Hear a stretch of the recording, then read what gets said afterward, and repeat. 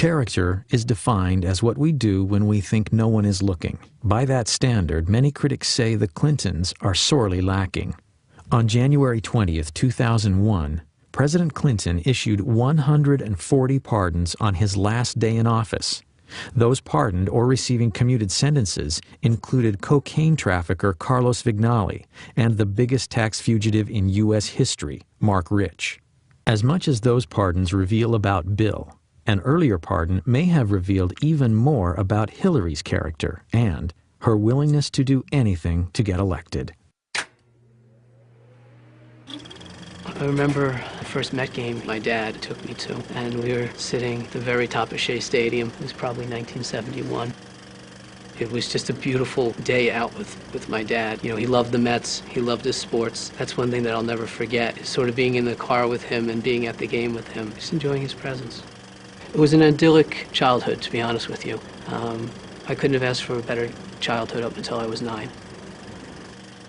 My dad was a very decent, honest family man. As a matter of fact, on that day, January 24th, he was looking forward to coming home that Friday, celebrating my brother's 11th and my 9th birthdays. It was going to be a big family event for us.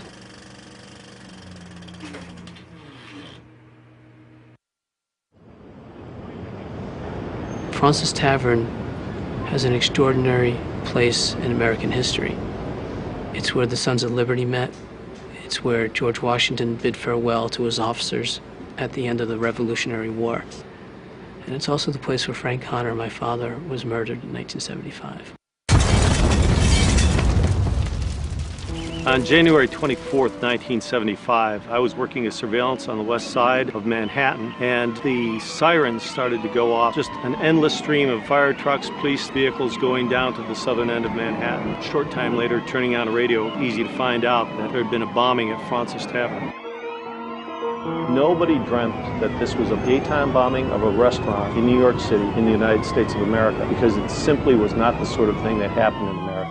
The senseless bombing had been perpetrated by what was arguably the most active terrorist organization in U.S. history, the FALN.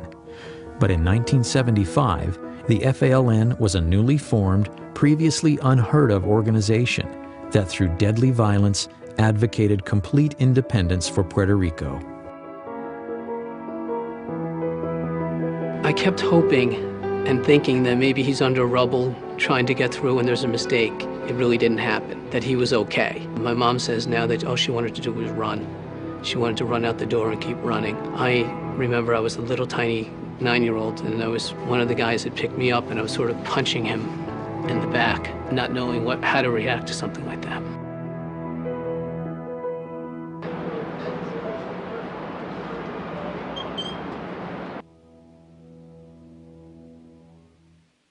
Joe, this is the Bissell dining room at Francis Tavern, and this is the room that suffered most of the damage in the bombing on January 24th, 1975. The bomb was placed actually just on the opposite side of these doors. Waiters and some of the other witnesses remember seeing somebody come through this door carrying a large duffel bag.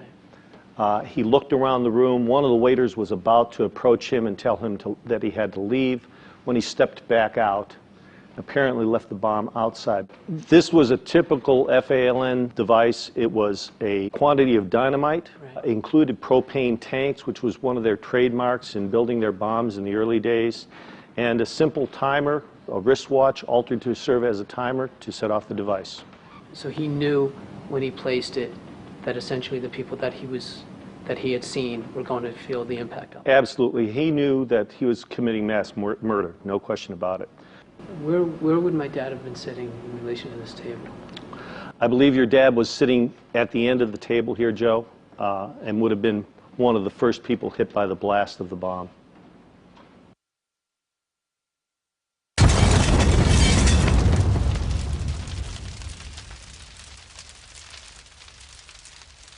Joe, the bomb being just outside this door here, when it functioned, much of the blast came, of course, through into this room, knocking down this door, and that shock wave would have taken everything in the room and just made missiles out of it. So you have victims that have pieces of glassware, pieces of silverware pushed into their bodies as a result of the blast.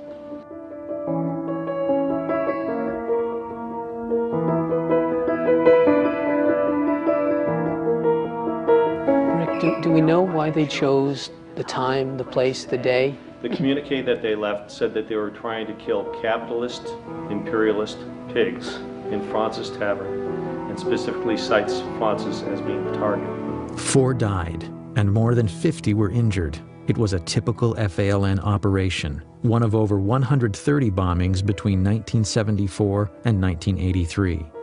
But on that crisp winter day at Francis Tavern, no one could imagine what the future held for the murderous members of the FALN.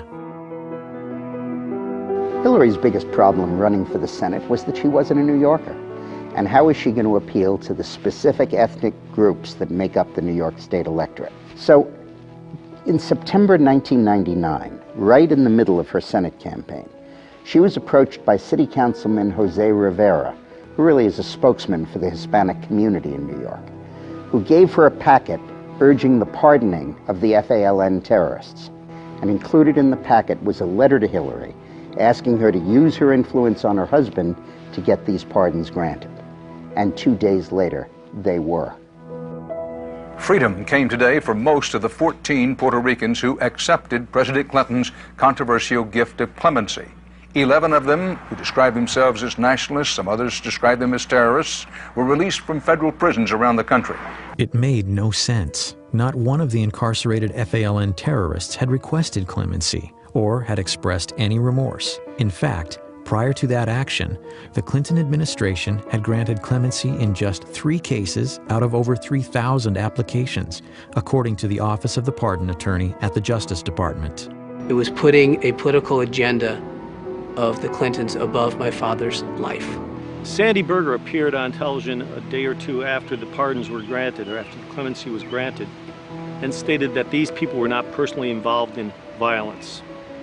That's simply not the fact. In this case, these people were convicted of planting 36 bombs in Chicago. If that's nonviolence, then Mr. Berger's dictionary is a little bit different than mine is. The Department of Justice received a memo from the FBI saying that under no circumstances should these people be released. The President of the United States, who had access to all this information, ignored the facts of the matter. You have to ask yourself, who benefited from this besides the terrorists themselves? It's my view that have concluded the only other person that could have benefited from this was Hillary Clinton. The Senate, on a 95-2 vote, later denounced President Clinton's FALN clemency. Candidate Clinton claims she is the most experienced. Her husband claimed she was intimately involved in his administration, and yet Hillary said publicly she had, quote, no involvement in or prior knowledge of the decision. Obviously, she knew about it. Obviously, she asked Bill to do the pardons. And obviously, when she says she knows nothing about it, she's not telling the truth.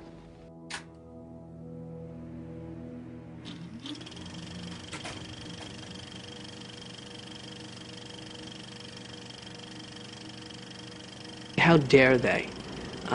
My father was a decent, honest family man, and he was being forgotten or used as a political pawn by those people who didn't have his decency, didn't have his family values, and wasn't the kind of man that my father was.